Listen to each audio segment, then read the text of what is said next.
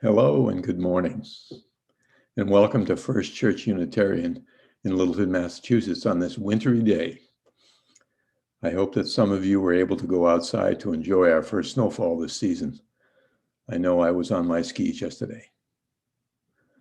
My name is Bill Duston, and I serve as one of your deacons and on the Green Sanctuary Task Force. Because of the pandemic conditions, we are in what we call red light status, which means that our services will be held virtually for the next few weeks. We're very happy that you have found us today to join us for our virtual service, and we particularly welcome any newcomers to our wonderful church community. Please read our Community Matters newsletter, which is available on our website, excuse me, at fculittle.org. You will find information about our religious education programs and other church activities, both within this church and in the wider UU community, from recycling to racial justice. Please note that because of our red light status, hospitality will not need ushers for our virtual services, but we still need flowers to be shared virtually during the service. See the sign-up link on our website for details. Our service today is entitled Fear Itself. Thank you and welcome to church. And I'll ring a virtual bell. Ding. Thank you. Good morning. It's Molly and Natalie, the assistant music director. I wanted to introduce the prelude that you're going to hear today. It's a very beautiful arrangement of a short song by Jules Massenet, who was a French composer writing in the mid-1800s.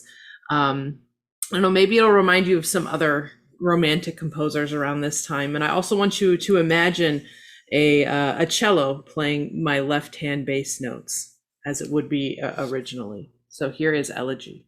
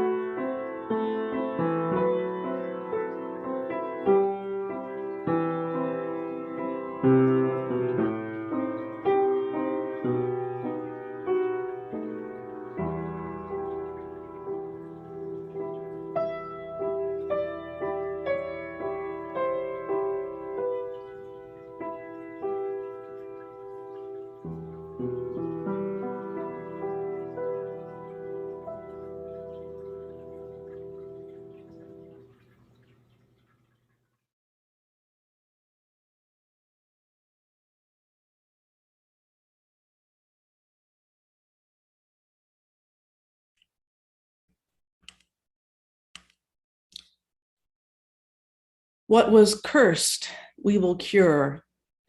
What was plagued, we will prove pure. Where we tend to argue, we will try to agree.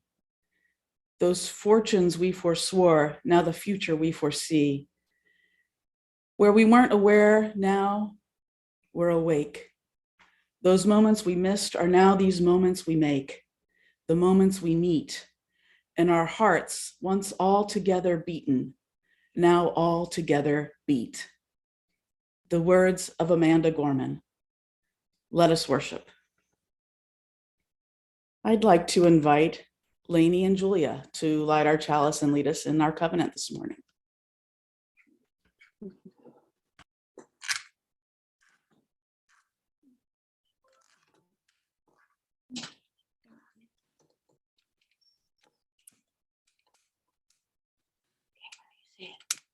Love is the spirit of this church, and service is law. This is our great covenant, to dwell together in peace, to seek the truth in love, and to help one another. Thank you, Lainey and Julia. Well done. Good morning. I would like to join with Bill and Lainey and Julia in welcoming you to First Church Unitarian in Littleton, Massachusetts, at least virtually. My name is Lara Hoke, and I'm so happy and lucky to be the minister serving this incredible congregation.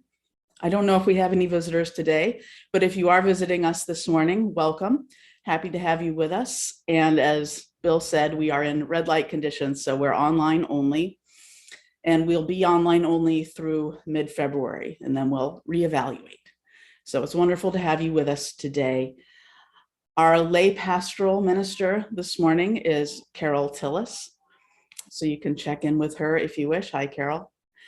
So I also wanted to thank Lori Grant for introducing me to that piece by Amanda Gorman. That was wonderful.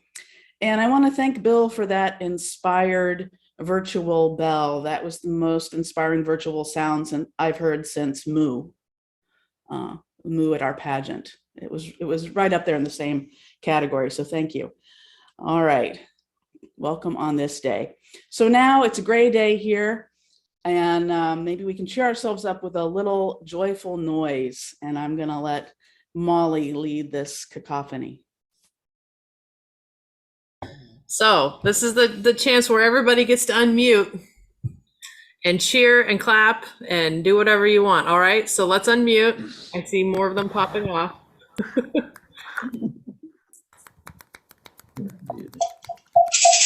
doing it?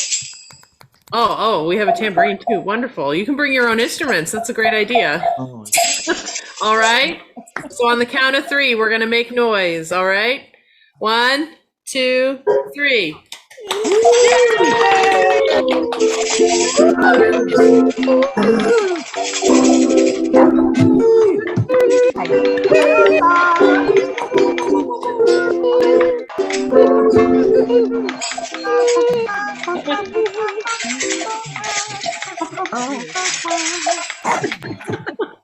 That was amazing. I love how people are bringing instruments and being creative with that. Awesome. Excellent. I was definitely unprepared. I'll do better next week. I am going to mute all, and whoever's speaking next can unmute. Let's see. Barbara just accidentally shared. So let me see if I can stop her doing the wrong thing. sharing. Okay. And then mute all. All right. Whoever needs to speak can unmute. I think it's time for our wonderful Director of Religious Education, Thea Shapiro. Hi, good morning.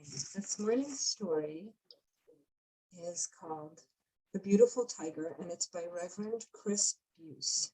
Thea, you're not coming through very loud. You were earlier. Sorry, I have not a big voice today. I understand. It's called The Beautiful Tiger, and it's by Reverend Chris Buice, and I'll try to read really loud. Okay. Sorry. Here we go. There once was a beautiful. Again, you're not sharing the right screen. I'm not? No. You're sharing. You're sharing the directory. Stop. Okay, try again. I don't know why this happens to me every time. Share screen. It's the right on my computer.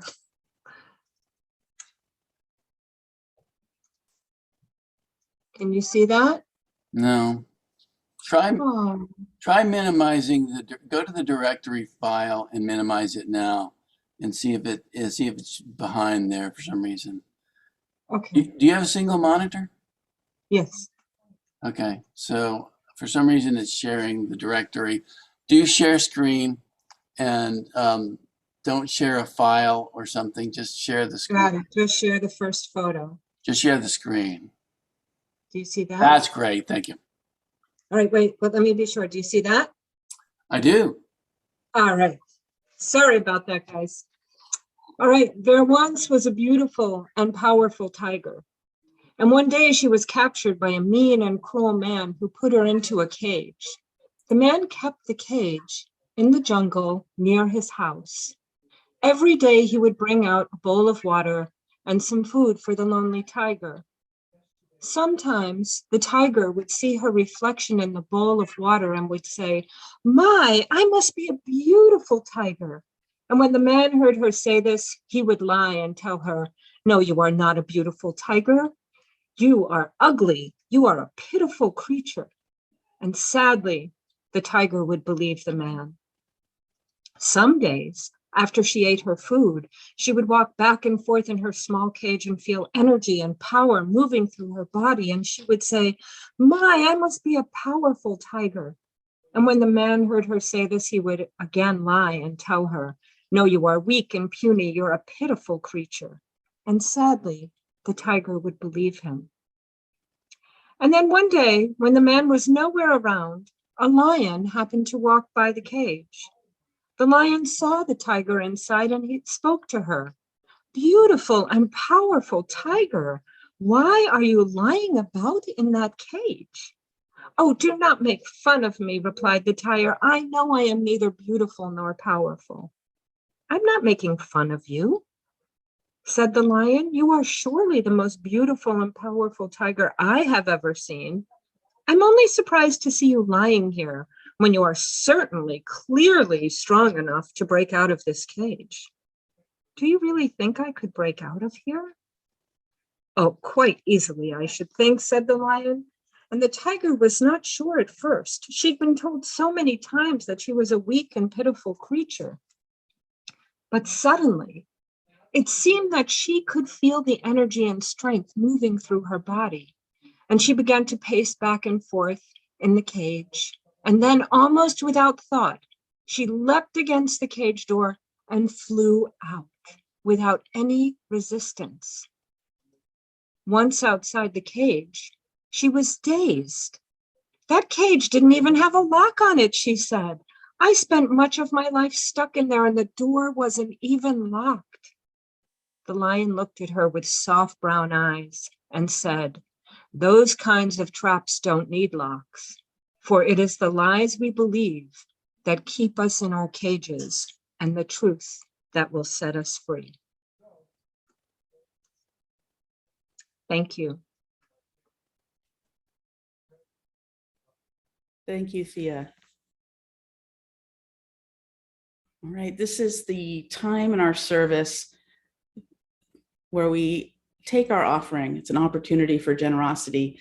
As you know, First Church Unitarian in Littleton is self-supporting, and we rely on the generosity of our members and friends to keep our ministries going, our ministries with each other and our ministries out in the world.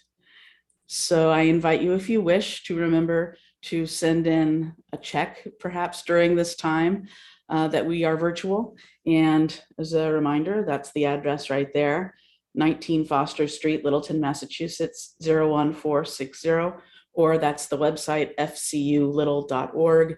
If you want to donate online, you'll see the yellow donate button there that will lead you through it if you choose to do that. All right. This morning's offering will now be given and received in grateful appreciation. And for the music, you'll hear one selection from a group of 12 written by Spanish composer Enrique Granados. And what's really cool, and I suggest if you enjoy this song, is if you go to YouTube and you type in this song and the composer, you can find recordings of him playing it, and it sounds a little bit different. And I think it's really cool to always hear, I don't know, what a composer's interpretation of his or her own work is. But anyway, this piece is the fifth in a set of 12 Spanish dances. So here's dance number 5.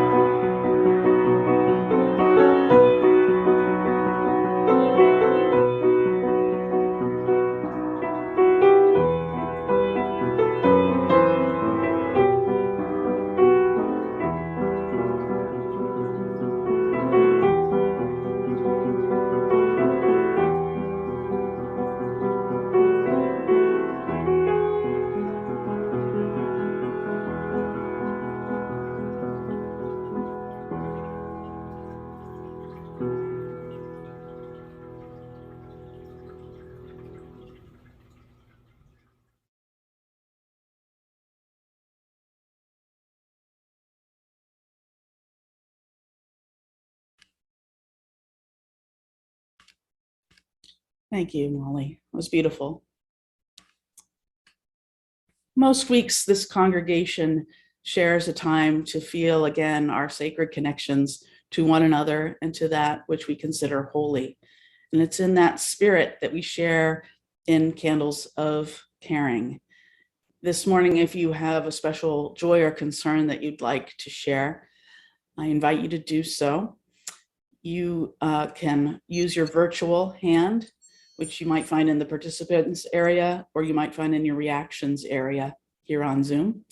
And if you use the virtual hand, we will see that first.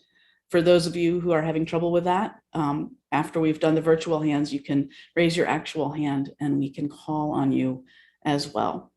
So that all who wish to speak have time, we ask that you keep your sharing relatively brief and tell us how we might direct our thoughts or prayers or healing wishes.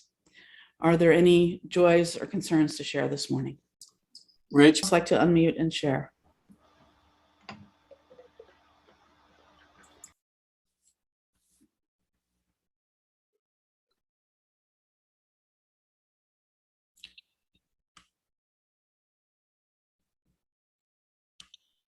Joyce, you're unmuted. Did you want to share?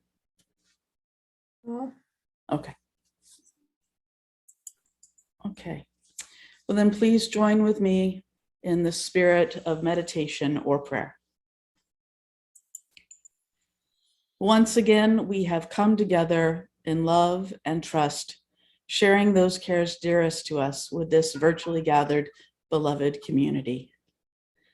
Let us now hold in our thoughts, perhaps in our prayers, all of those joys and concerns that were spoken this morning, as well as those that remain unspoken, as we share together in a time of sacred silence.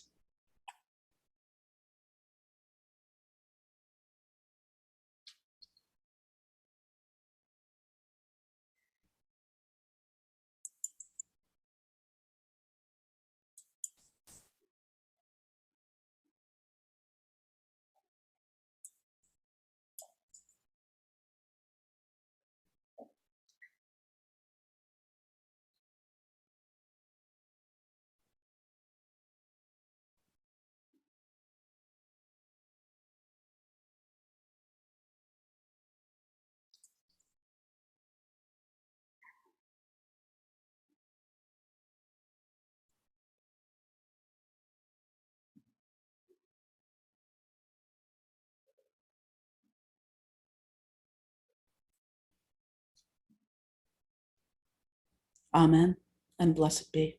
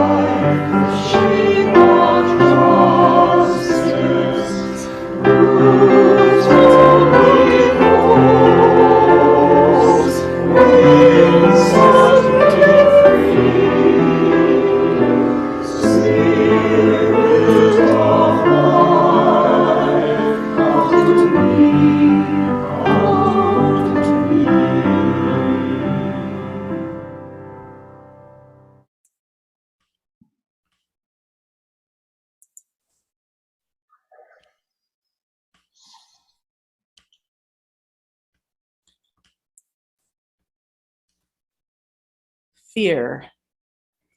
We all experience it every day. Some days we have big fears and some days barely perceptible fears, but we experience it all the time.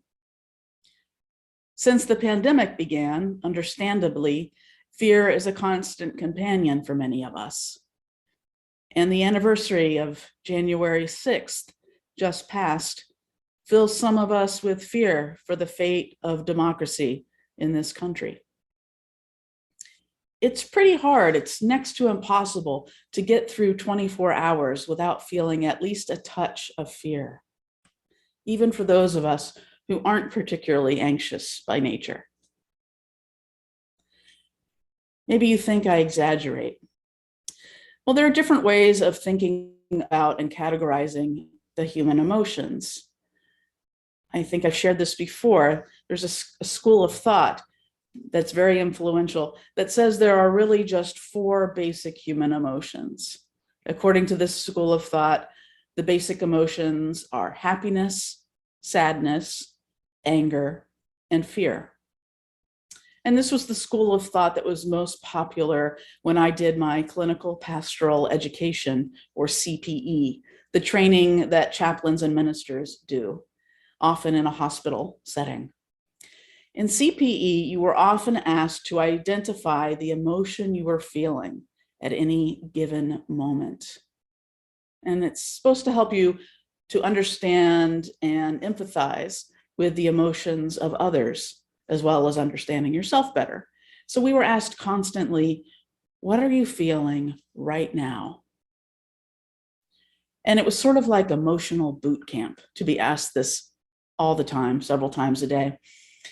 And sometimes we would say things like, well, I'm feeling annoyed, or I'm feeling heavy, or I'm feeling unsettled. And our CPE teachers would always say, annoyed isn't a feeling. Unsettled isn't a feeling. Heavy isn't a feeling. You just had those 4 feelings. You were either happy or sad or angry or scared, or a combination of those things. And when I thought about it, I realized that heavy was an abstract way of saying that you felt sad, and unsettled was a fancy way of saying that you felt scared or fear. And sometimes you could mix and match those basic 4, but it really covers a lot of territory. We used to protest that we just had those 4 emotions to choose from, but I came to see the power of the system, because rather than words like perturbed or delighted, the basic 4 words really keep you in touch with the primal emotions that you're feeling. And that can be really helpful. Those animal emotions. Your cat might not be feeling perturbed, but I bet it feels angry sometimes. And your dog might not feel delighted, but I bet it feels happy sometimes. And your bunny rabbit might not feel disturbed, but I bet it feels fear, right? All animals, including humans, have these primal feelings. So today I just want to focus on fear. Is fear all bad? Usually we think of that as a negative emotion along with anger and sadness. In his first inaugural address in 1933, Franklin D. Roosevelt famously said, "The only thing we have to fear is fear itself." And I've heard that all my life, and I always wondered, what does that really mean? The only thing we have to fear is fear itself. And then I actually read that first inaugural address. It's actually short and sweet, and that famous quotation is part of a longer sentence, and it comes very early on in the speech. The complete sentence was, "So first of all, let me assert my firm belief that the only thing we have to fear is fear itself, nameless, unreasoning, unjustified terror, which paralyzes needed efforts to convert retreat into advance." So that's the fuller sentence in the context. And FDR's words still fit the world pretty well. Fear is very normal, and it can even be good or appropriate potentially when it motivates us into action to do the right things, the things that need to be done for our good and for the good of others. Fear itself, the type of fear to be feared, is the fear that paralyzes our efforts to do the right things, the things that need to be done. So having fear of COVID-19 can potentially be helpful to the extent that it motivates us to, for instance, get vaccinated and boosted, or to keep ourselves and others safer in various ways. Having fear of COVID-19 could be harmful if it paralyzes needed efforts, needed behaviors. But many of us have found ourselves more paralyzed than motivated by fear much of the time. Many of us are very fear-based. We're acculturated that way. What does it mean to be fear-based? It means focusing on avoiding unpleasantness. It means worrying what others will think of what you do or say. I often think of a famous quotation by Elbert Hubbard, who said, "To avoid criticism, do nothing, say nothing, be nothing." And I shudder to think how many of us do less or say less, and ultimately are less than we can be because we're being too fear-based. We desperately want to please others, and we desperately fear being rejected by the rest of our people or our tribe. Fear of failure and the fear of its possible consequences, such as rejection, is one of the biggest fears for most of us. What about the little things? How can you avoid sweating the small stuff, as they say? Maybe with practice, we can largely overcome the big fears, like the fear of death, which is behind a lot of other fear. I think we can understand and overcome the fear of death to a large extent by recognizing it as a part of life. But in some ways, it can be almost trickier to overcome the fear of the little things. Is it really possible not to worry or have fear that what you say might be rejected? Is it possible to overcome the fear that your idea or your creation might not be well received? Is it possible to overcome those fears of failure that happen all day long in little and big ways? For me, this is where some of the modern mystics can help. Osho is an Indian mystic, also known as Bhagwan Sri Rajneesh, who was somewhat controversial, actually, in the 60s, 70s, and 80s, as so many gurus and spiritual teachers seem to be. But I do appreciate what Osho had to say about fear. Osho said, "Whenever fear comes to you, don't suppress it, don't repress it, don't avoid it. Don't get occupied in something so that you can forget about it. No," he said, "when fear comes, watch it. Be face to face with it. Encounter it. Look deep into it. Gaze into the valley of fear." So it's not fear that makes us suffer. It's trying to avoid our fears that makes us suffer. Let me back up a little bit into something less philosophical. Have you ever had a panic attack? Or if you haven't had one yourself, perhaps you've watched someone experiencing one, which is painful in its own right. I have had 3 panic attacks in my life so far, and they were all during the same period of my life, difficult time of great transition, including coming out when I was in my mid-20s. Panic attacks are truly miserable. If you've ever had one, you know. The sensations are very strong and unpleasant. Many people who have panic attacks think they're having a heart attack. And I can understand that, especially if you have one when you're middle-aged or older. I was so young at the time I had them that I assumed in my blissful naivete that it couldn't be a heart attack. But the thought crossed my mind, obviously, for me to feel the need to dismiss it.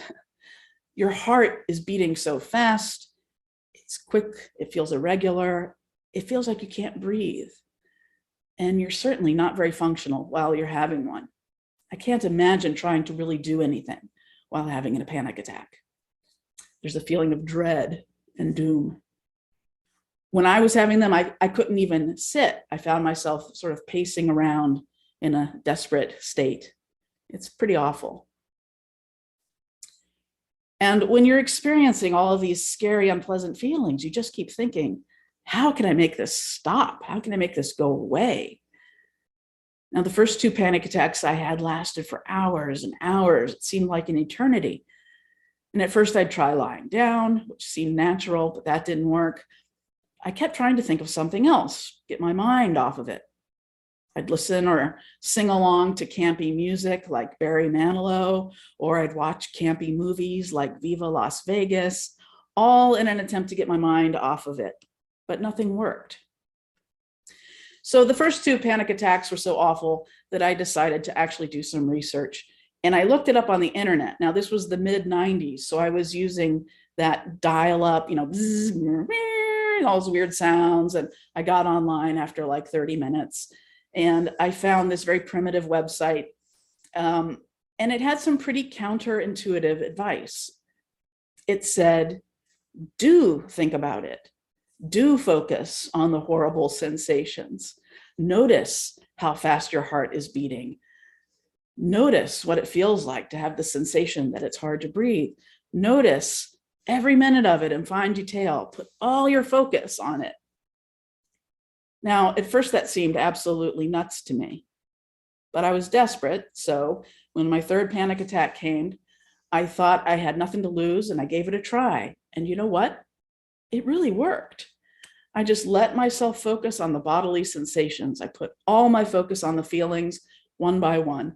And instead of my panic attack lasting for hours and hours, that 3rd one, the last one I've had to date, lasted about 10 minutes.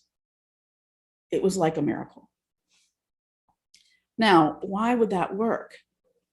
At the time, I was just glad that it did. But now it makes me think of the words of Ram Dass, who said, the resistance to the unpleasant situation is the root of the suffering. The resistance to the feeling of fear is at the root of the suffering, often more than the fear itself. And now, after studying meditation, I realized that the technique I discovered on that ancient internet website is not so different from Vipassana meditation, sometimes called insight meditation. To just let yourself go within and notice what you're feeling without so much judgment. For fear to motivate us rather than paralyze us, that's where spiritual practices can really make a huge difference. Thich Nhat Hanh, Vietnamese Zen master, poet, peace activist, wrote, the first step in dealing with feelings is to recognize each feeling as it arises. The agent that does this is mindfulness. The second step is to become one with the feeling.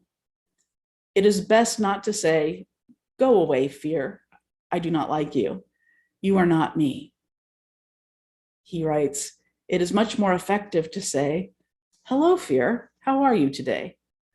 Then you can invite the 2 aspects of yourself, mindfulness and fear, to shake hands as friends and become one. Doing this may seem frightening, but because you know you are more than just your fear, you need not be afraid. As long as mindfulness is there, it can chaperone your fear. Mindfulness can chaperone your fear. As long as mindfulness is present, you will not drown in your fear. In fact, you begin transforming it the very moment you give birth to awareness in yourself, writes Thich Nhat Hanh. There's really no avoiding fear in our lives as animals on this planet. And as humans, we have layers of fear that can overwhelm. Constant feelings of fear can signal us that it might be time to change our way of being in the world. Fear could be a helpful wake-up call if we listen to it and hear it. In closing, spiritually speaking, the opposite of fear isn't fearless. As Osho reminds us, fearlessness contains fear. Spiritually speaking, as some have noted, the opposite of fear is freedom and love. We can acknowledge fear, say hello to it, as Thich Nhat Hanh would do, and free ourselves from its grip. We can feel the fear, but not be paralyzed from being who we are and all we are. When we learn to face the fears, then the words we heard earlier by Amanda Gorman can come true. What was cursed, we will cure. What was plagued, we will prove pure. Where we tend to argue, we will try to agree. Those fortunes we forswore, now the future we foresee. Where we weren't aware, we're now awake. Those moments we missed are now the moments we make. The moments we meet, and our hearts, once altogether beaten, now altogether beat. May it be so. Blessed be, and amen.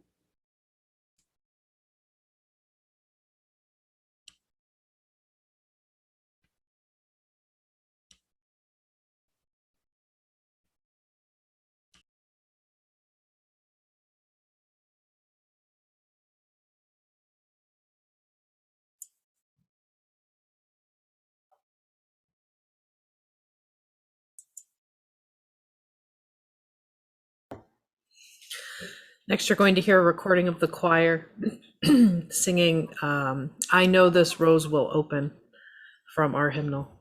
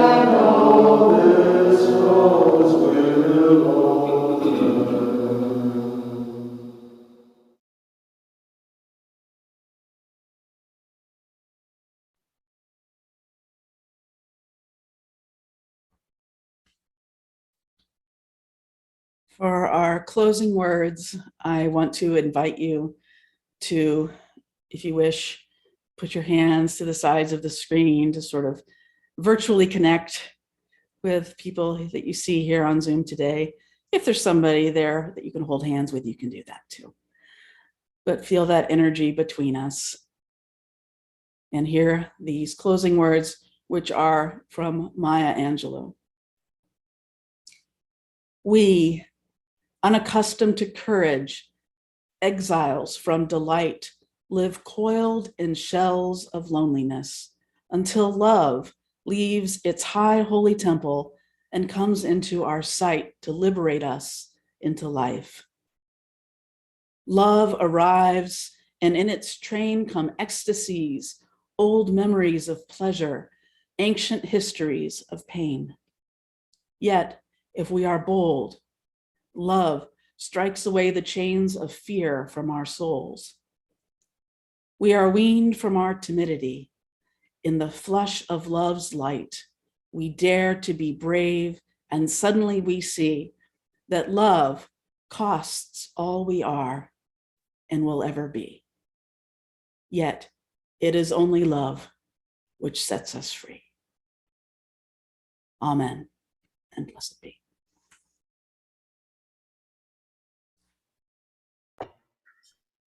And our postlude today is an excerpt from a larger work by Edvard Grieg. This is Anitra's Dance from the Peer Gynt Suite.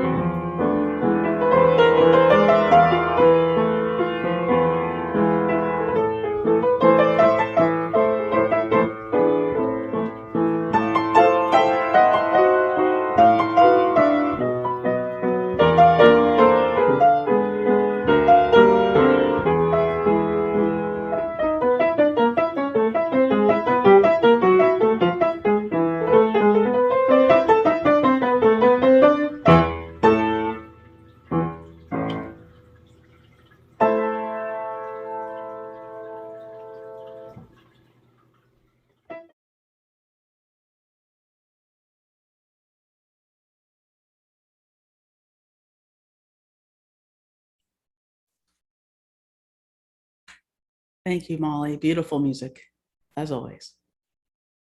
All right, well, everybody is here on this screen, so this is a good chance if you have an announcement you want to make to go ahead and do that. Any announcements this morning? Please raise your digital hand to be called on. I see Jim and Karen unmuted. You want to speak? Yeah, it's a men's group Sunday. We're meeting 7 to 9 tonight. I know there's a football game leading into it, but we can discuss that at 7 o'clock. And hope to see men at 7. Thanks.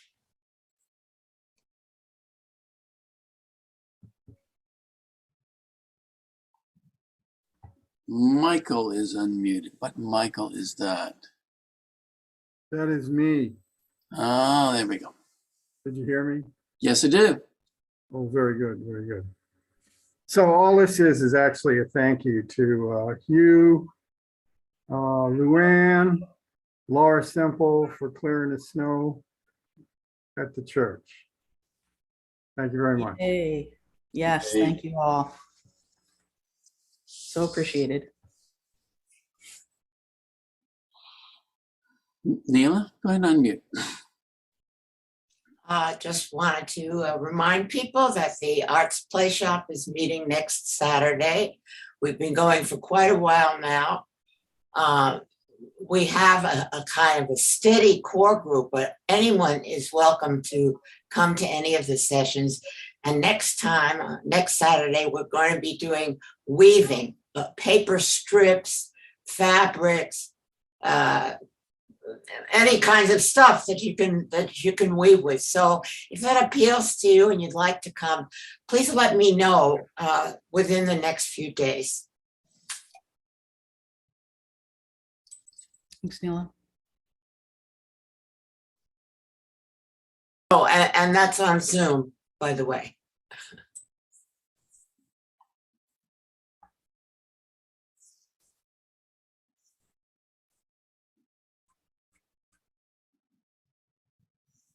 Any other announcements?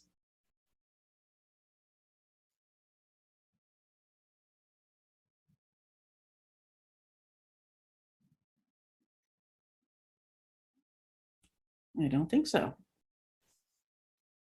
Right, well, this is a time for a virtual coffee hour so that we can have some fellowship. So shall we do some breakout rooms? Sounds great. I'll give a few seconds for anybody that needs to step away so that we get the right count in the rooms.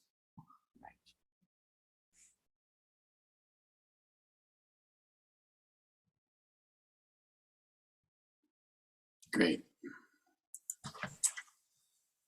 Let's see.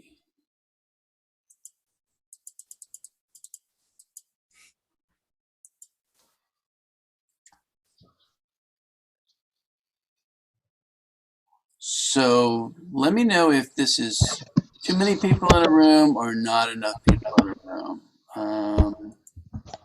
Let me see. Options, close after 15 minutes. 1 minute warning. Okay.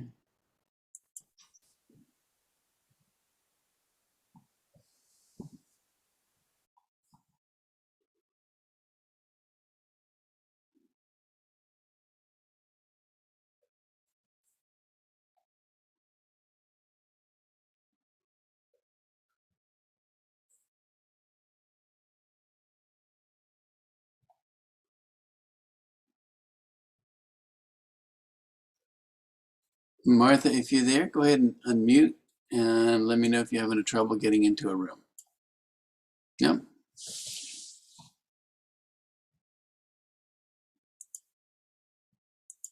Young kids. Really? What? Don't record us. Why are we being recorded? Oh, I'll see if I can stop that.